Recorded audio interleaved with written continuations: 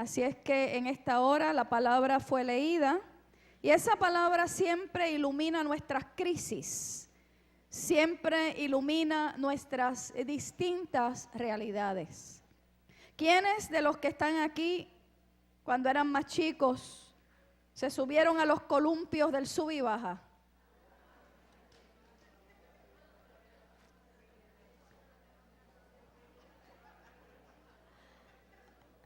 Que en otros países se les llama balancín, aunque cuando lo que hoy es Morton, que antes era McLean, ¿verdad?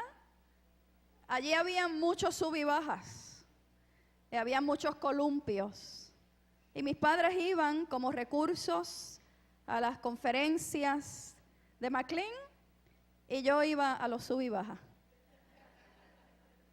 El problema conmigo era que yo no sé si mojada pesaba más de 50 libras y era difícil mantener el equilibrio porque por lo general quien hacía el sub y baja conmigo pesaba más que yo.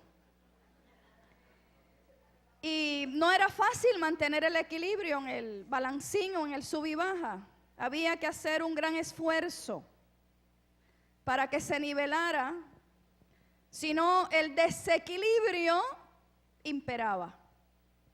Por lo tanto, sentarse bien y el peso del otro o de la otra era algo con lo que teníamos que tomar muy en cuenta.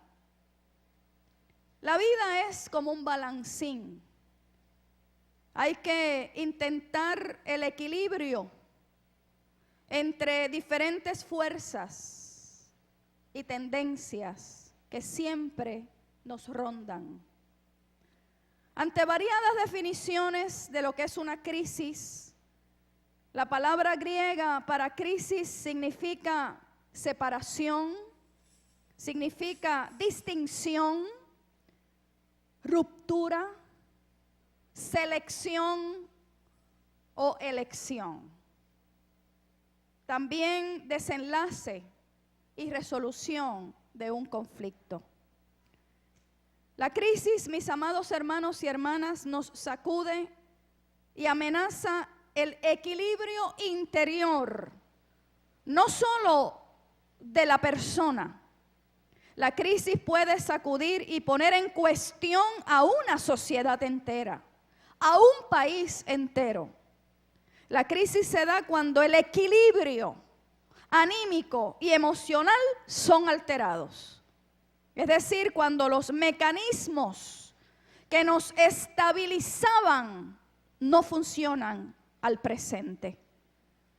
La psicología, a través del tiempo, y yo no soy psicóloga, pero siempre una tiene que consultar fuentes responsables, describe la vida humana como una serie de crisis continuas de maduración y del devenir del ser.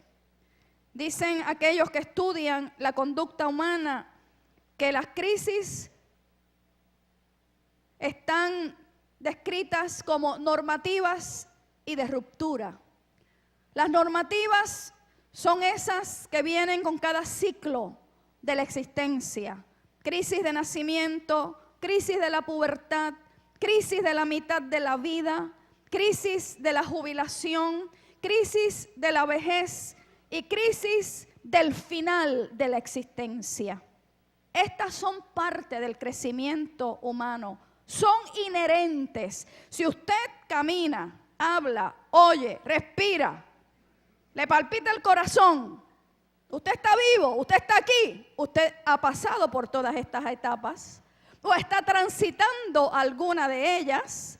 Y cada etapa de alguna forma imprime un cambio, una transformación, poner en movimiento fuerzas interiores en todos nosotros y nosotras. También existen las crisis de ruptura que vienen desde afuera. Catástrofes naturales, accidentes, guerras, desempleo, asesinatos, muertes de seres amados. En otras palabras, hermanos y hermanas, la vida humana está en constante cambio, en constante transformación. Y debemos estar lo mejor equipados posible para escenarios distintos que siempre se presentan en nuestro existir. Alguien dijo en una oportunidad, especialmente las culturas orientales, que la crisis es cambio y oportunidad. Algo cambia, algo se transforma en nosotros, en nuestro entorno, pero a su vez nos presenta una oportunidad para también nosotras y nosotros ser transformados. ¿Cómo podemos aligerar esas cargas que se desataron y de alguna forma nos ubican en un estado de crisis? La gente busca ayuda de distintas maneras.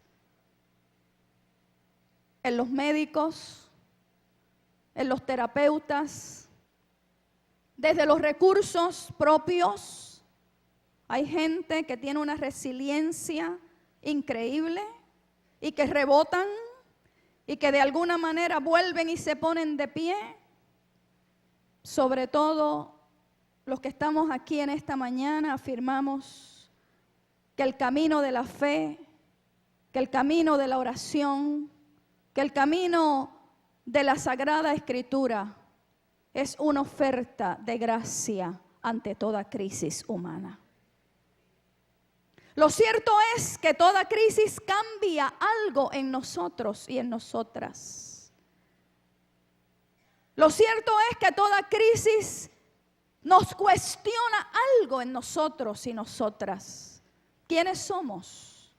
¿Y dónde están las anclas de nuestra vida?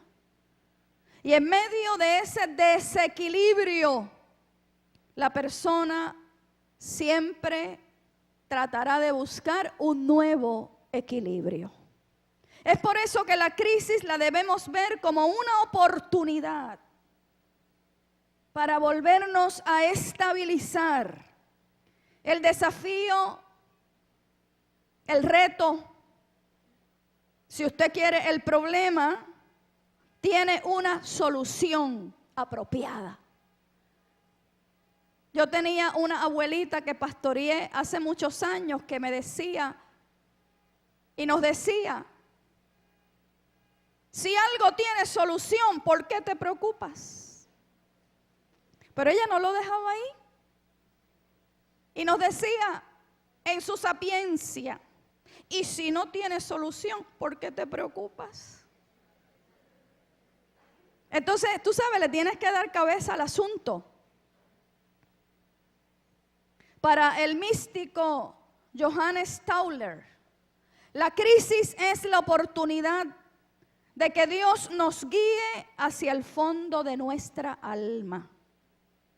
Tal cual la parábola de Lucas 15, del 8 al 10, ¿se acuerdan? Que ahí hay 3 momentos en que algo se ha perdido a alguien. El hijo perdido, la oveja perdida y la moneda perdida. Y ante la dracma o la moneda perdida, la mujer quizá pone la silla encima de la mesa, mueve y corre los armarios, barre, quita aquí, pone allá, hasta encontrar la dracma que se le ha perdido. A veces nos tenemos que reencontrar nosotras mismas, nosotros mismos, y retornar a la imagen de nuestra verdadera esencia. Esa imagen primigenia que desde el principio Dios cinceló en el centro de nuestro ser, porque fuimos creados a imagen y semejanza de Dios. varón y hembra los creó a imagen y semejanza. Y esa imagen, eso valioso, y esa semejanza, ese de alguna manera devolvernos siempre a la fuente del amor que es Dios, nos ubica a nosotros y a nosotras en un plan extraordinario. No importa la crisis por la que estemos atravesando. Para poder hablar de la crisis como oportunidad, como hacen los chinos, tenemos que trabajar en ella. Que debemos tener la reacción adecuada ante la crisis. Sin embargo, en nuestra humanidad, muchas veces huimos, muchas veces nos escondemos, muchas veces ignoramos la crisis.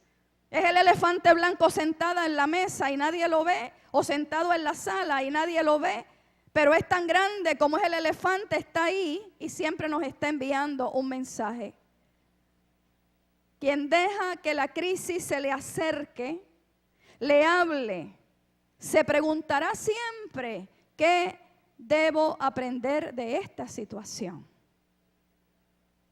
¿Cómo Dios ha de mostrarse en este momento definitorio de mi vida, de la vida del país, de la vida de mi familia, de la vida también de la iglesia? La Biblia describe la crisis de los seres humanos, no la describe desde la ciencia, sino que muchas veces la Biblia expone al desnudo la crisis de la gente con sus historias, con sus luces y sus sombras, con sus bemoles, con todo lo que el ser humano es. Y también la Biblia utiliza metáforas de variados matices para hablar de la crisis del ser humano. Yo sé que muchos de ustedes han leído la historia de Jacob. Y los capítulos del 27 al 35 del libro de Génesis compendia esa historia compleja, interesante, sorprendente. Y de alguna manera esa crisis de Jacob tiene que ver con lo que algunos han llamado la crisis de la razón. Y la crisis de la razón puede describir ese tipo de crisis, valga la redundancia, como un pensamiento que no corresponde a la realidad. Esto hace que se transite por un camino equivocado.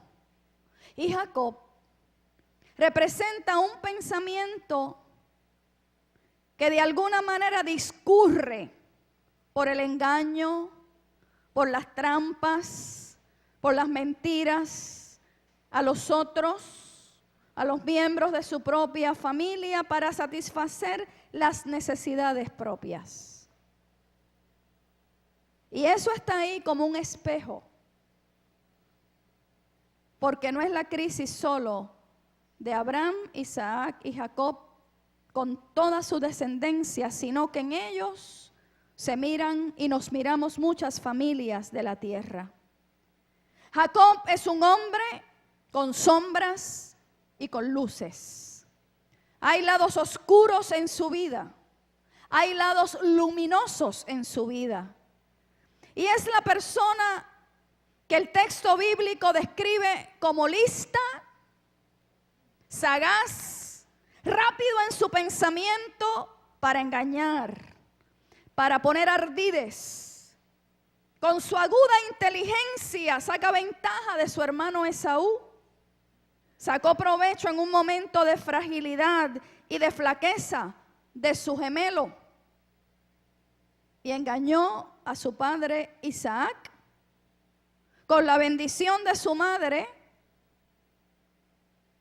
haciéndose pasar por su propio hermano, para obtener la bendición y la primogenitura. Claro está, cuando ya Isaac estaba viejo, ciego, cuando le fallaban casi todos los sentidos, él sabía que ante esa gran fragilidad era fácil engañar una vez más.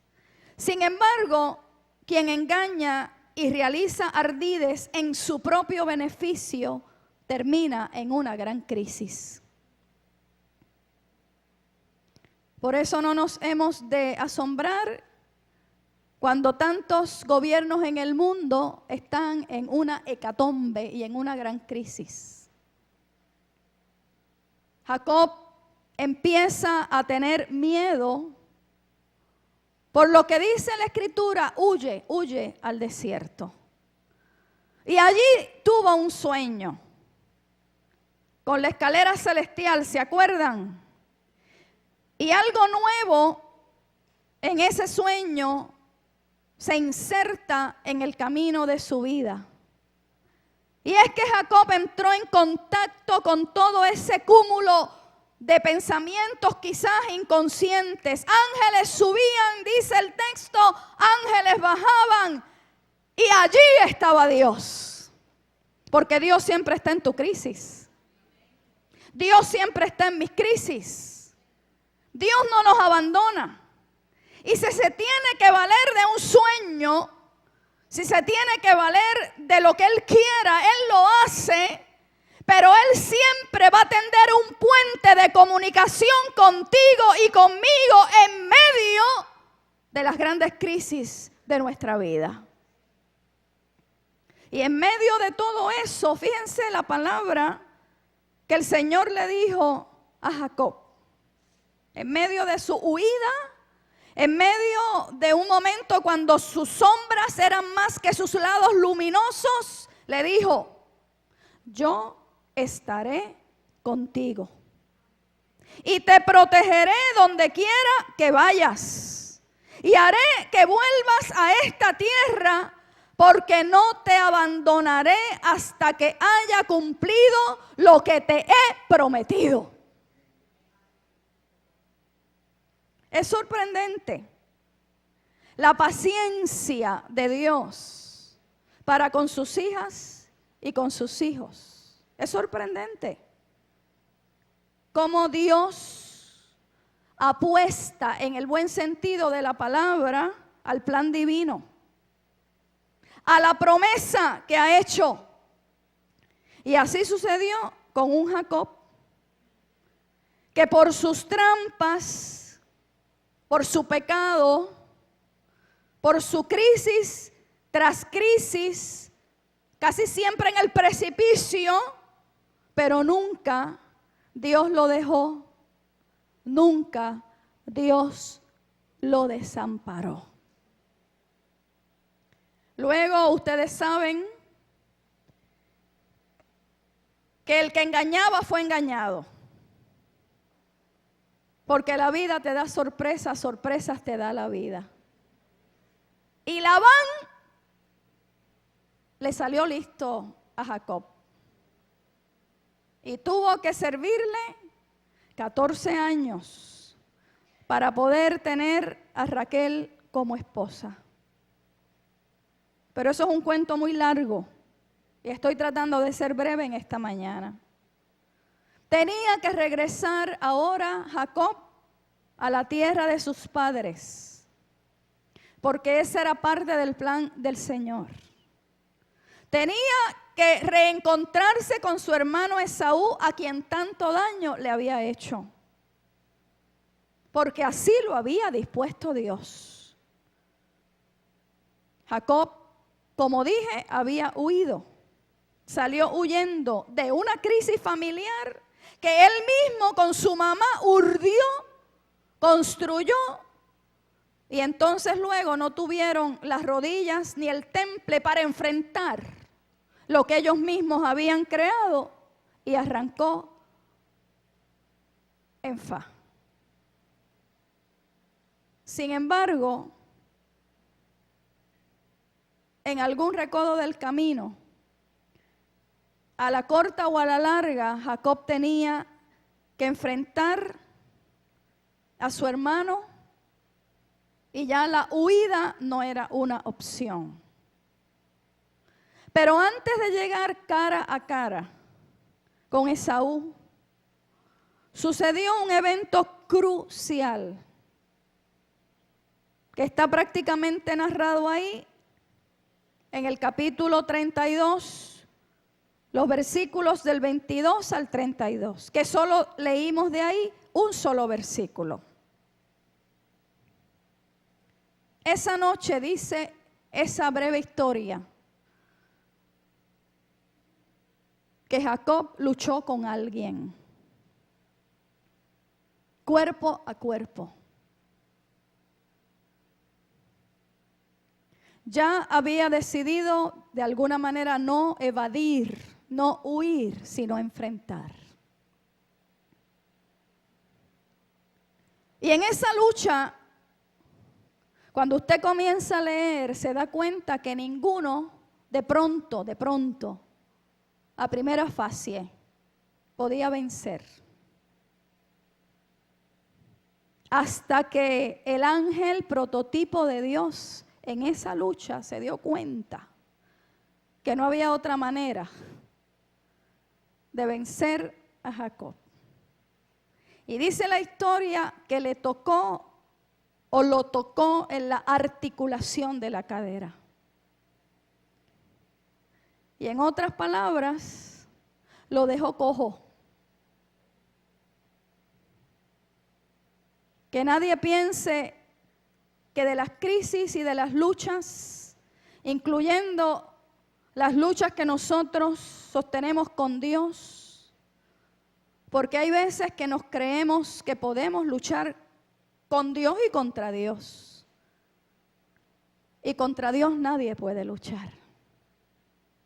Dios es el Señor. Y ante Él se doblará toda rodilla. Y ante Él se humillará toda carne. Y ante Él nos arrepentimos, y ante Él gemimos, y ante Él pedimos perdón, y ante Él hacemos pactos nuevos. Y ante Él reconocemos que de Él viene todo poder, y toda gracia, y toda misericordia. Que nadie piense que de las crisis y de las luchas, incluyendo a Dios, salimos ilesos. Muchas veces de las crisis, de las luchas, salimos heridos y heridas, con dolores y sufrimientos, pero también bendecidos y hasta con una nueva experiencia de identidad. Porque ese fue el caso de Jacob. Esa es la historia de Jacob. Cuando ahí el Señor le dice: ya no te llamarás Jacob, ya no seguirás siendo el hombre astuto que usa su astucia para salirse con la suya. Ya no te seguirás llamando usurpador. Te llamarás como Israel, el luchador de Dios, el que ha luchado con Dios, y como quiera Dios lo ha bendecido. Dios ha salido a ese encuentro y lo ha bendecido. Nadie puede tener éxito en la vida si no cuenta con la bendición de Dios. Hay gente que lo ignora. Dios los está bendiciendo como quiera, porque ante ese gran misterio de la bendición de Dios, nosotros muchas veces debemos y tenemos que guardar silencio. Pero usted y yo sabemos que para tener éxito en la vida tenemos que contar con la bendición de Dios. Los proyectos que sean, los anhelos que sean, tenemos que ir donde el Señor y decirle: Señor, aquí está mi vida, aquí está mi inteligencia, aquí están mis planes, aquí está lo que soy, lo que anhelo ser, aquí estoy con mis sombras y mis luces. Aquí estoy con mi buena intención. Aquí estoy con mis pecados. Y aquí estoy ante tu gran misericordia. Jacob le dijo, si no me bendice, no te voy a soltar. Jacob ha resistido la batalla, ha resistido la lucha. Ha llegado a ser de bendición, de alguna manera, esa batalla en la vida de Jacob. Y si bien está herido, se ha convertido en la bendición de muchas personas, comenzando con él mismo, siguiendo con su familia, siguiendo más adelante con su hermano, con todo ese linaje. La Biblia describe la nueva fuerza que ha empezado a fluir para Jacob. Desde esa crisis, que aquí la estamos en esta mañana resumiendo, como decía aquel gran teólogo, el Chavo del Ocho, un resumen resumido. Fíjense la imagen que utiliza el escritor bíblico. El sol salía cuando Jacob iba atravesando Peniel. Y él iba cojeando del muslo. El sol salía cuando Jacob iba atravesando Peniel e iba cojeando del muslo. Y el sol ahí es símbolo de una nueva etapa en la vida de Jacob. Para muchas instituciones, organizaciones y hasta partidos políticos, la salida del sol es un nuevo amanecer. Y ustedes y yo hemos escuchado de muchas instituciones que se llaman el nuevo amanecer, un nuevo amanecer, porque de alguna forma están diciendo que hay un nuevo comienzo. Así es que el sol es símbolo de la nueva etapa en la vida de Jacob. Y después de la batalla nocturna, después de la cuarta vigilia de la noche, el sol está más cerca. Cuando la noche está más densa, cuando las tinieblas en su espesura se manifiestan de mil y una manera, de alguna forma también ese sol que sale para alumbrar nuestro camino está más cerca a la cuarta vigilia de la noche.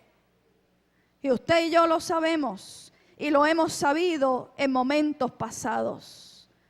Y después de la batalla nocturnal con sus propias sombras frente a Dios, su vida comenzó a tener visos de claridad. Quizá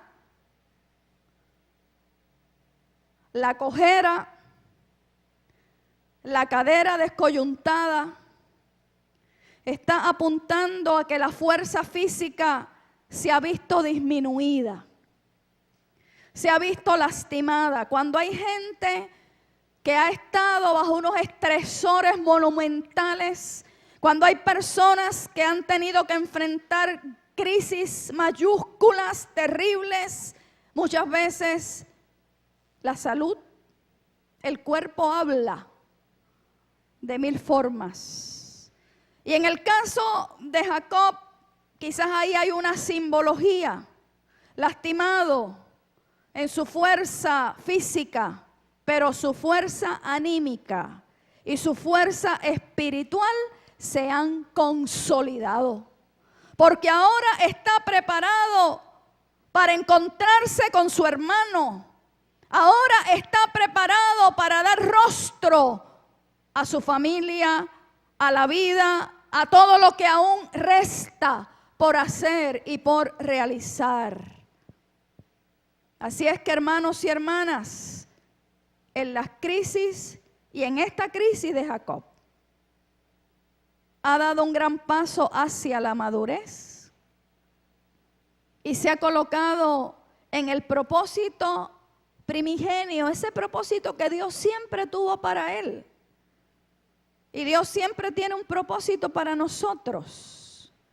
Y a la corta o a la larga, el Señor lo cumple en nuestra vida. Y ese propósito se cumplió en la vida de Jacob, contra viento y marea. Jacob luchó con el ángel. Y en esa lucha se desembarazó de su lado oscuro, de sus propias sombras. Hay gente que ha dicho que la vida es una lucha, ¿cierto? Y usted le pregunta, ¿y cómo te va? En la lucha.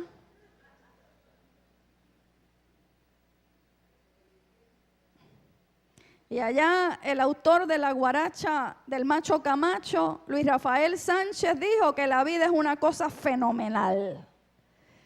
Y allá en el pasado de los años 70 hubo una cantante, Mona Bell, que decía que la vida es una tómbola. ¿Cierto? Se han delatado aquí 2 o 3. Y Calderón de la Barca dijo que la vida es sueño. Eso yo no sé si lo dijo.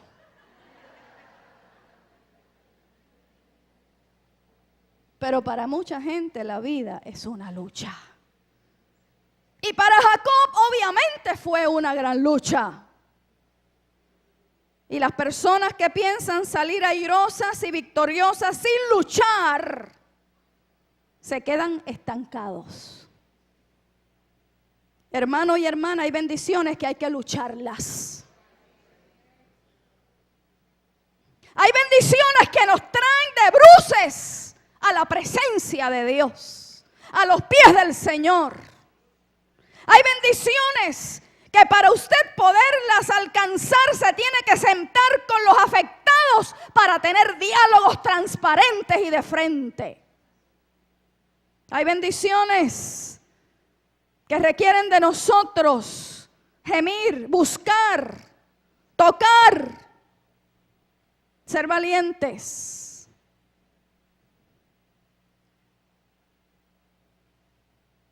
Hay gente que piensa que puede caminar por la vida sin despeinarse.